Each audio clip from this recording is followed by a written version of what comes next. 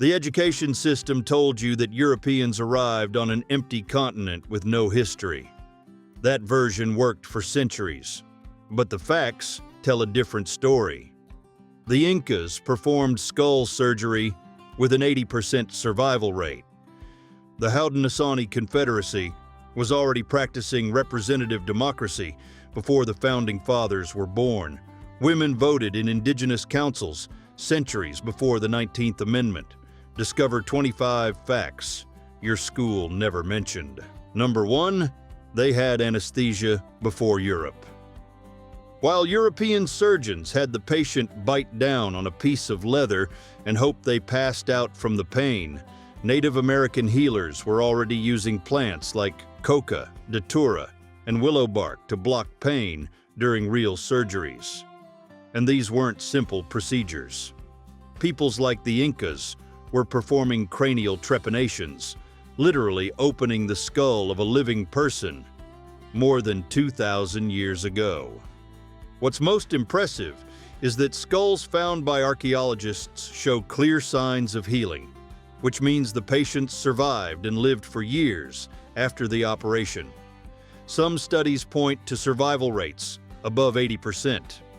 In medieval Europe, that same procedure killed most patients. Indigenous medicine wasn't primitive. It was advanced in a way the Western world took centuries to reach. Number 2, Wall Street was born on a native route. Before it became the financial center of the world, that stretch of Manhattan was already busy.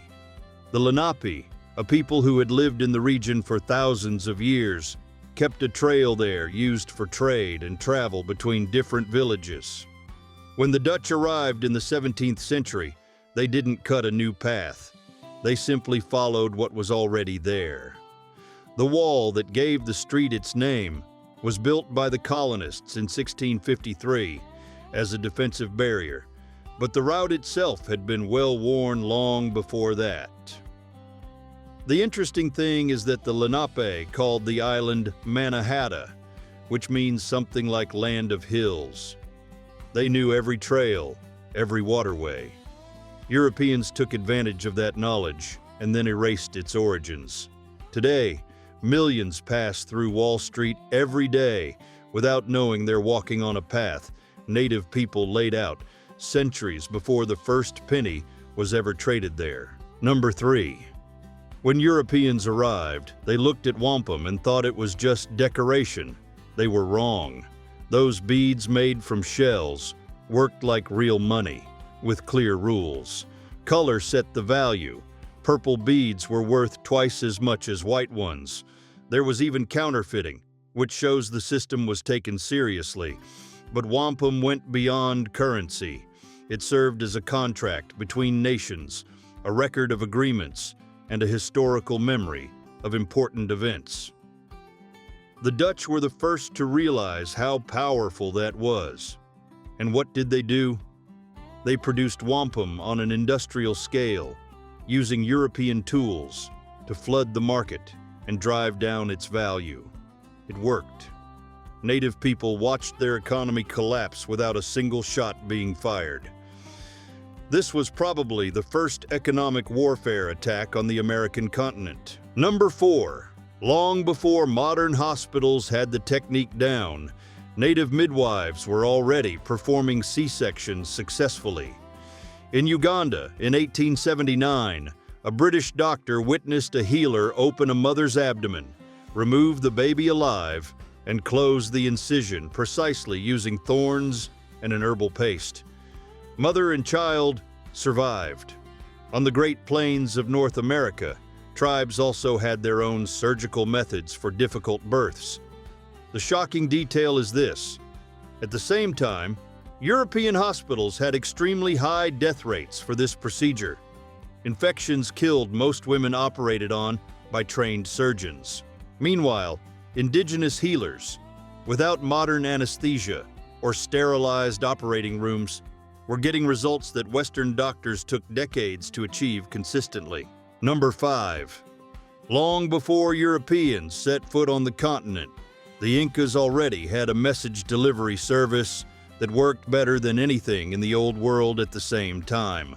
They called the messengers Chasqui, runners trained from a young age, who were stationed at relay posts spread across more than 40,000 kilometers of paved roads. A Chasqui would run to the next station, hand the message off to another runner, and so on, day and night, without stopping. A piece of information could cross the entire empire in just 3 days. To give you an idea, the Roman Empire, at the height of its power, couldn't set up anything this efficient on a continental scale. And here's the detail most people don't know. The Incas did all of this without horses and without wheels. It was pure human ability and organization. Number 6. Between 1970 and 1976, the Indian Health Service, the federal agency responsible for Native people's health care, carried out mass sterilizations on American Indian women.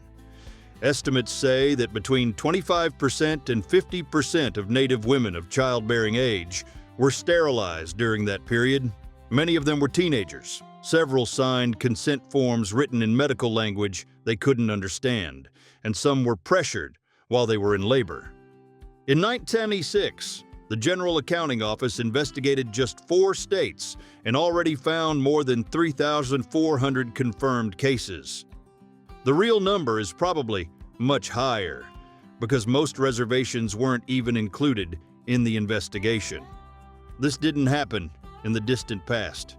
It happened at the same time that humans had already been to the moon, and Americans were watching All in the Family on TV.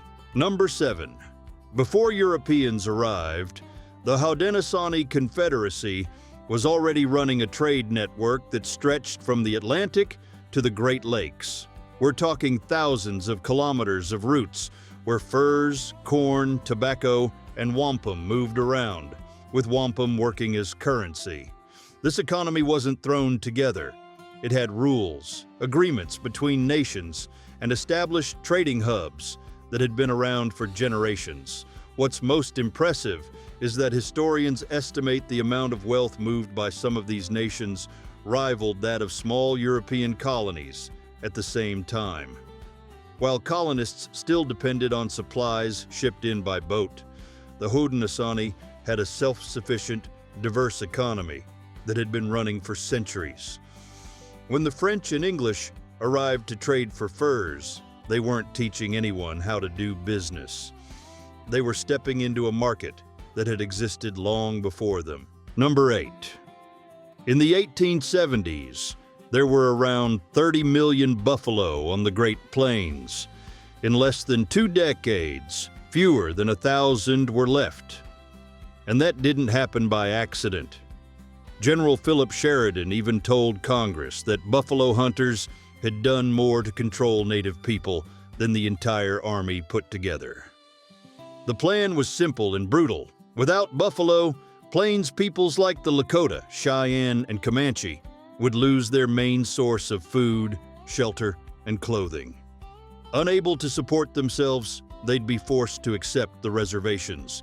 White hunters killed whole herds and left the carcasses rotting out on the prairie, taking only the hides. The government not only allowed it, but funded it. Tribes that for generations had lived free by following the herds were pushed into hunger and dependence. It was one of the most calculated strategies in American history. Number 9. Until 1978, Native children could be taken from their families without their parents having any right to stop it. Social workers would show up on reservations and simply take the children away. The government treated Indigenous homes as unfit by default. It's estimated that between 25% and 35% of all Native children were removed and placed with white families or in institutions. It wasn't hidden. It was official policy, and they called it voluntary assimilation. Many of those children never saw their parents again. Only in 1998, with the Indian Child Welfare Act, did tribes start to have a say in decisions about their own children. That means that even around the time of disco and Star Wars, the government was still separating Native families as a routine thing. Most Americans have never even heard about this. Number 10. Between the 1940s and 1950s, something disturbing happened at boarding schools for Native American children. The federal government authorized nutrition experiments that used these children as test subjects.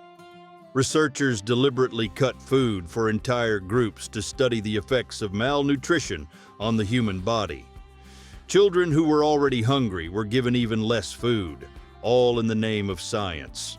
Some were given experimental supplements, others got nothing, just to compare results. No one asked the parents for permission. No one informed the families. These experiments stayed buried in classified files for decades until Canadian and American researchers brought it all to light in the 2000s. The hardest part to swallow is that the children were already in the government's forced custody, far from home, and even so, they were treated like disposable lab material. Number 11. 5 years before they took up arms in the famous Pueblo Revolt of 1680, the Pueblo people had already tried another route. In 1685, Pueblo workers who were forced to serve in Spanish missions and farms in New Mexico simply stopped. It wasn't an isolated act. It was a coordinated refusal across several communities. They refused to farm, build, and keep the system that exploited them running. The Spanish responded with arrests and whippings, which only fueled the revolt that would come later. What stands out is that this happened more than 100 years before any recorded strike in the United States. Even so, almost no American labor history book mentions the Pueblo as pioneers of this kind of organized resistance. When people talk about the labor movement in this country, it usually starts back in the 19th century. But the truth is, the first documented collective work stoppage in the Americas was indigenous. Number 12. The Olmecs were already making tough rubber thousands of years before Charles Goodyear patented vulcanization in 1839. They mixed tree latex with the juice of a plant called morning glory, and the result was a material that was stretchy and waterproof. With that rubber, they made balls for ceremonial games, sandals that could handle rain, and containers that didn't let water through. Researchers at MIT tested the ancient recipe and confirmed that the process really worked. The ratio of ingredients changed the outcome. More juice made the rubber flexible. Less juice made it firm. In other words, these peoples weren't just messing around. They had applied chemistry down at least 3,500 years ago. Goodyear got the credit, but the technique already existed in the Americas long before Europe even knew what latex was. Number 13. Before the Founding Fathers met in Philadelphia, the Haudenosaunee Confederacy was already governing 5 native nations with a system that today we'd call representative democracy. The name of their code was Guyana-Shagoa, the Great Law of Peace. And what was in that document? Separation of powers among councils, a process for removing leaders from office, voting rights for women, and protections for individuals against government abuse. Researchers estimate that parts of this law already existed between 1450 and 1600. The U.S. Constitution was only drafted in 1787. In 1988, the U.S. Congress itself passed a resolution recognizing the influence of the Haudenosaunee Confederacy on the formation of the American government. So when we talk about democracy on the American continent, the story starts way earlier than most people imagine. Number 14. Think about this situation. Your family has lived in a place for thousands of years. Then outsiders show up, take everything, create a new country, and then say, you need permission to be a citizen of that very place. That's exactly what happened to Native Americans. The Indian Citizenship Act was only signed in 1924, more than 150 years after the founding of the United States. But the story doesn't stop there.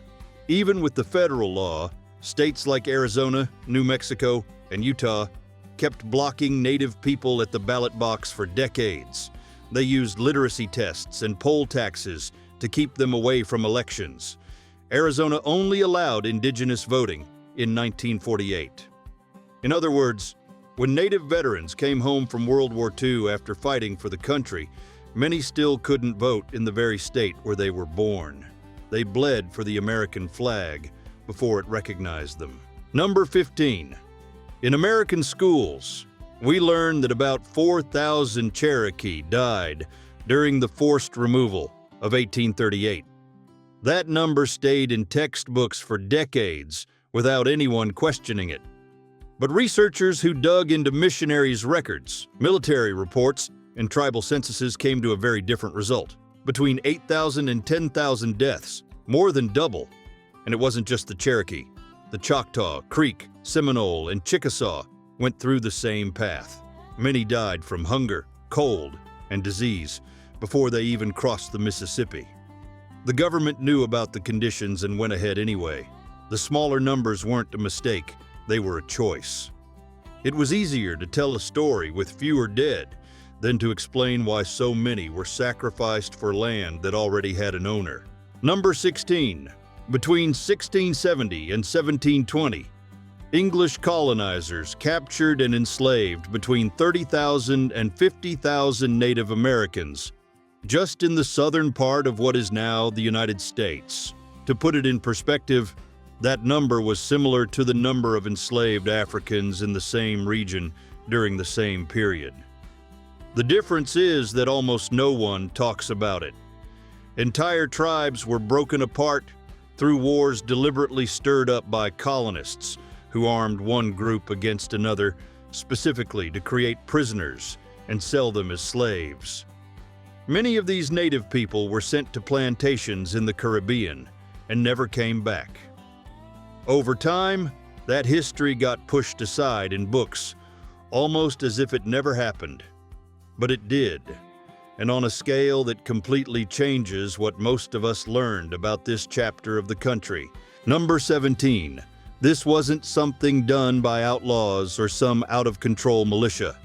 It was public policy with set prices and receipts. In 1755, Massachusetts offered 40 pounds for the scalp of a native man and 20 for the scalp of a woman or child. Pennsylvania did the same. Hunters turned in scalps at official posts and got paid like they were collecting for a service done for the state. These orders are still in public archives today. Anyone can look them up. The most disturbing part is that it went on for decades and across generations. It wasn't a one-off episode. It was a system set up to encourage the extermination of entire populations, and it worked exactly as planned. When someone says the decline of Native Americans was just a consequence of disease and conflict, these laws tell a very different story. Number 18. Long before any Europeans set foot on the continent, the Hohokam had already solved one of engineering's biggest problems: getting water across the desert.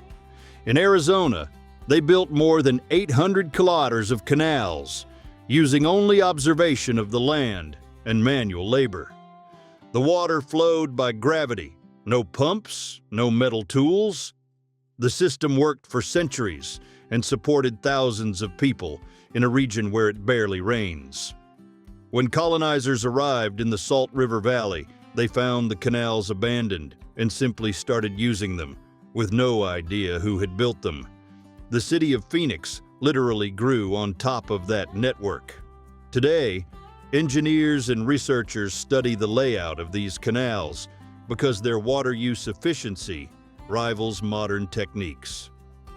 A people without writing left behind an engineering work that lasted longer than many European structures from the same era. Number 19. The Oneida fought alongside Washington in the Revolution. They risked everything for a nation that didn't even fully exist yet. While other tribes in the Iroquois Confederacy backed the British, the Oneida chose the colonists. They provided scouts, warriors, and even food when the Continental Army was starving at Valley Forge. Without them, key moments of the war would have gone differently. In 1784, the government recognized that loyalty with a formal treaty, guaranteeing their lands in New York State forever. It seemed fair, but forever lasted less than 20 years. New York State itself started pressuring the Oneida with fraudulent deals, taking piece after piece of the territory that had been promised. The federal government, which had signed the treaty, stood by and watched.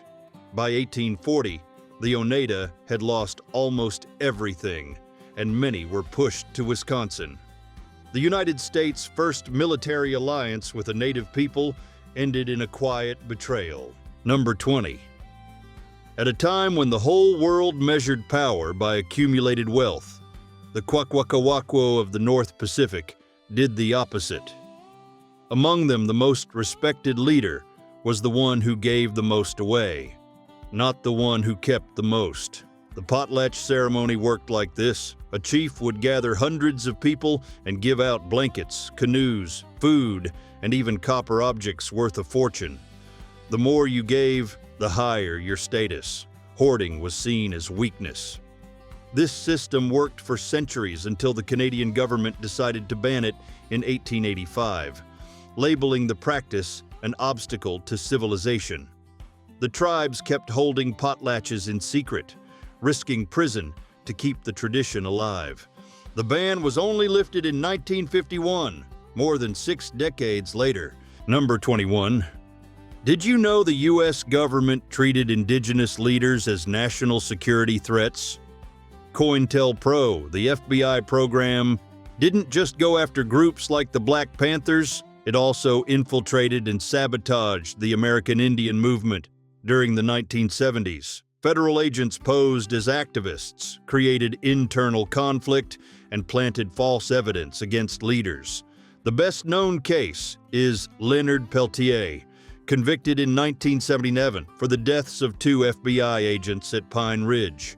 The problem is that the FBI itself later admitted that the evidence used at trial was inconsistent. Even so, Peltier was never released. He's over 80 and is still in prison to this day.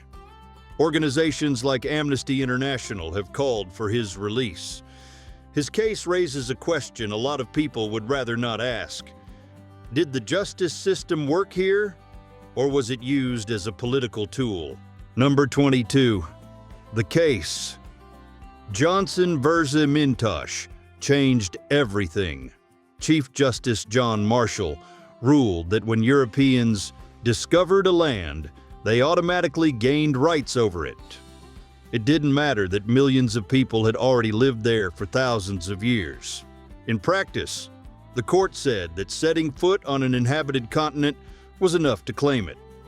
That decision created what's called the Doctrine of Discovery, which became the legal basis for removing entire nations from their territories. Tribes lost millions of acres with no agreement, no compensation, and no choice. What's most striking is that this doctrine didn't stay in the past. The Supreme Court cited it again in 2005 in City of Sherrill vs. Oneida Indian Nation. Nearly 2 centuries later, the same colonial logic is still used to support decisions about indigenous land in the United States. Number 23. For centuries, Native peoples used plants like echinacea and willow to treat illnesses. When pharmaceutical labs isolated compounds from those same plants and filed million-dollar patents, some tribes went to court. The argument was straightforward, that knowledge had belonged to them for generations. But the courts said no. U.S. law protects whoever documents it first in a patent, not whoever used it first. In other words, knowledge passed from grandparent to grandchild for thousands of years doesn't count for anything on paper. But a lab report, made in a few months, can be worth billions. Several indigenous nations tried to change this in Congress, pushing for laws that would recognize traditional intellectual property. To this day, no federal legislation has been passed.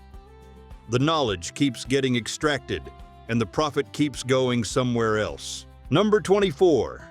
Geronimo surrendered in 1886. After years of running through the desert with a handful of warriors, the government promised the imprisonment would be temporary. A lie. He died in 1909, still under military custody at Fort Sill, Oklahoma, without ever setting foot on his homeland again. But what's even more striking is that his people stayed imprisoned after him. Apache men, women, and children were classified as prisoners of war for nearly 3 decades, even though they posed no threat at all. The last group wasn't released until 1914, almost 30 years after the surrender. There was no war going on. No active conflict existed. They were kept locked up simply because the government didn't know what to do with people who had dared to resist. They were the longest-held prisoners of war in American history. Number 25. When the colonizers arrived, the Haudenosaunee Confederacy was already running with a system that separated powers, allowed leaders to be removed, and guaranteed representation among different nations. And there was one detail Americans would only accept centuries later: women voted. They were the ones who chose and removed the chiefs. This had been happening since the 15th century. The U.S. only recognized women's voting rights in 1920 with the 19th Amendment. Wyoming was the first state to allow it. In 1869, still more than 400 years after the Haudenosaunee. Benjamin Franklin studied this system before the Constitutional Convention. Part of the structure of the American government has direct roots in this indigenous confederacy. But in history books, that credit basically disappeared.